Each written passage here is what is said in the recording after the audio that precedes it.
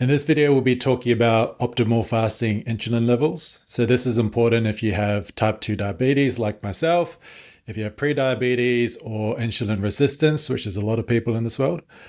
So tracking your fasting insulin is important, but the caveat is, I guess, understanding what target ranges are optimal. So if you have a fasting insulin test, often they indicate what the reference range is. So on the screen here, you see the fasting insulin test that I've done with this particular lab, ranging from 2023 to the recent one from this lab being the 21st of May. I have done one since that with a different lab, which is not on here, which I'll touch on a bit later. But as you can see, the reference range is less than 20.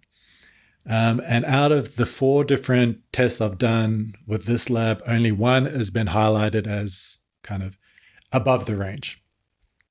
But as you'll see from the expert, I guess, recommended ranges, all of these will be considered too high. So before we go into the ranges, I'll just quickly talk about which experts we'll be covering. So we're talking about Ben Bikman. He's a PhD, associate professor at Brigham Young University. He's a leading insulin researcher.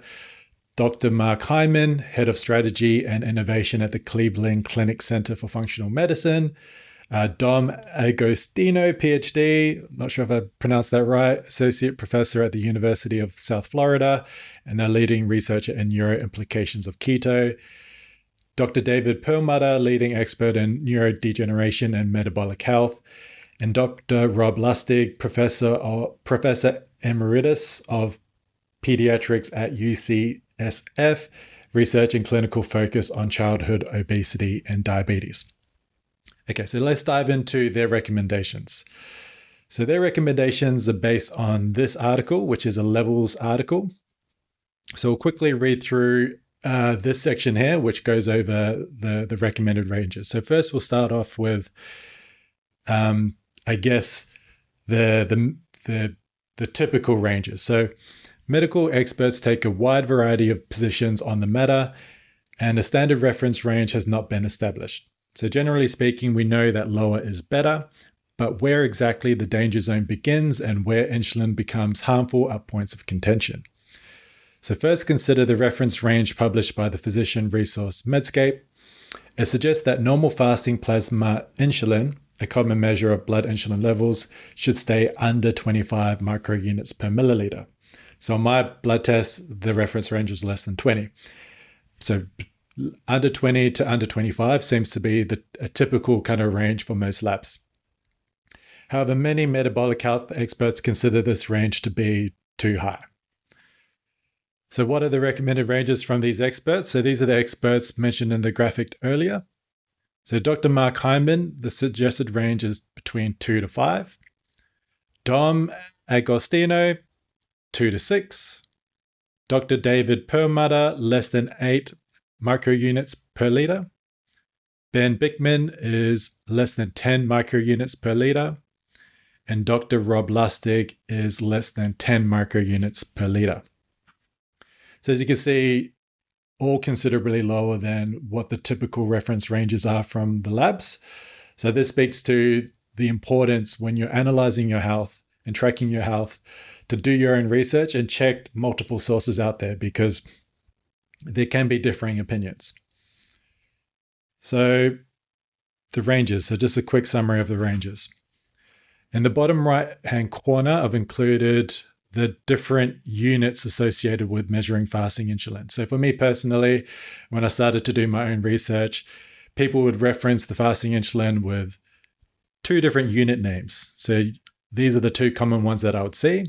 So the top one here is units per milliliter, or international units per milliliter, or micro units per milliliter, or micro international units per milliliter.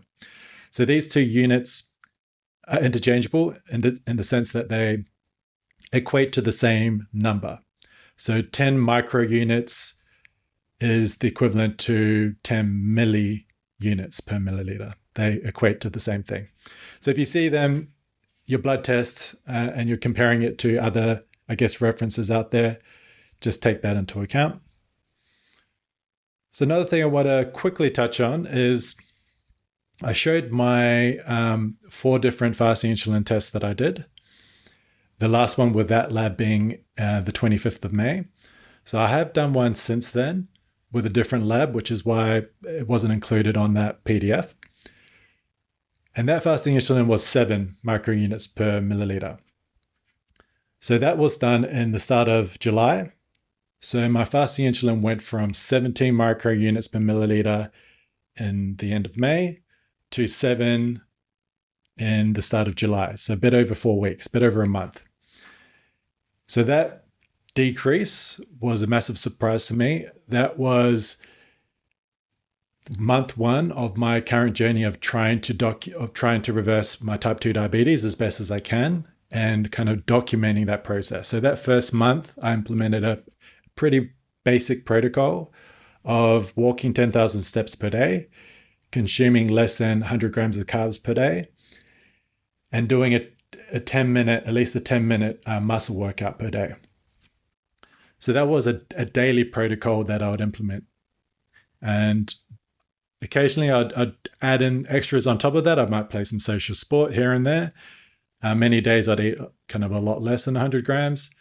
But the idea is these were the rules that like the minimum requirements I did each day. So I implemented that each day for that month. And I got a pretty good result. So I'm due for my follow-up blood test in about a week's time. So I'm going to do another video sharing my results. But my recap of my first month is in a different video. So I'll share that video below. So that video touches on that first month where I went from 17 to 7 and gives a summary of the objectives of this journey of reversing my type 2 diabetes, kind of a bit of the history, how I'm in this position in the first place, and I guess my goals and what my plan is and how I plan to document this journey moving forward. So if you're interested, check out that video. But yeah, that's basically concludes this YouTube video. Is a short one touching on the fasting insulin, specifically optimal fasting insulin ranges as per these expert opinions.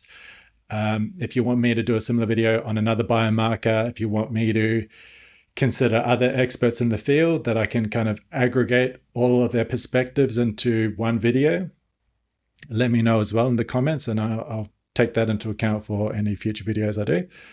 But yeah, thank you for watching, and I'll see you guys in the next one.